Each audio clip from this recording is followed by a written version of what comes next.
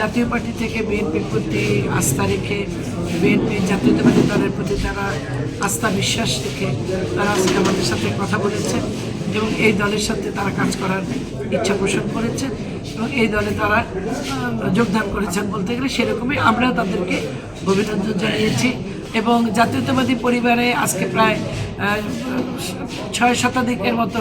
তাদের সমর্থক নেতাকর্মী এখানে তারা আমাদের দলের সাথে কাজ করবে সেভাবেই তারা আস্থা রেখে আমাদের কাছে এসেছে, তারা কথা বলেছে এবং আমরা জাতীয়তাবাদী পরিবারের সদস্য হিসাবে তাদেরকে অভিনন্দন জানিয়েছি এবং গ্রহণ করে নিয়েছি এবং সুমন মঞ্জুরের তারা এবং প্রায় প্রতিজনই তারা সুমন মঞ্জুরের ব্যাপারে তারা বক্তব্য রেখেছেন, কথা বলেছেন। তাদের বিবেচনায় মনে হয়েছে যে এই মাটির সন্তান হিসেবে সুমন মঞ্জুর আগামী দিনের রাজনীতির জন্য, আগামী দিনের ভান্ডারির জন্য একজন উপযুক্ত তাদের প্রতিনিধি বা তাদের লোক হিসেবে তারা কাজ করতে পারবে, এরকম একটি তারা তাদের বক্তব্যের ভিতরে তাদের কথা তারা ফুটিয়ে তুলেছেন। 31 দফার উপরে বিশ্বাস আস্থা রেখে এবং জাতীয়বাদী বিএনপির আদর্শকে বুকে ধারণ করে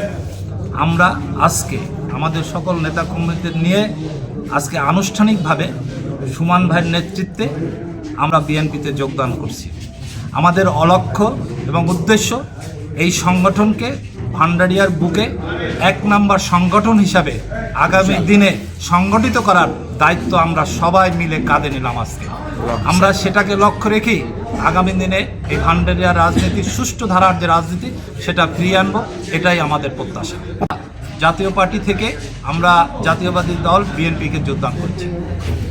আমরা এলাকার মানুষের জনগণের পাশে থাকতে চাই, এলাকার উন্নয়নে শরিক হতে চাই, সেটাকে সামনে রেখে আমাদের আজকে যোগদান। আমি মনে করি আমরা যারা আজকে যোগদান করছি এবং যারা আমাদের সাথে বিএনপির সহযোদ্ধারা আছে, এটা আমাদের জন্য আজকে থেকে এই মুহূর্তে থেকে একটি চ্যালেঞ্জ এবং এই চ্যালেঞ্জ গ্রহণ করে আমরা রাজনীতিতে ধানের শীষকে বিজয় করব, এটাই আমাদের প্রত্যাশা।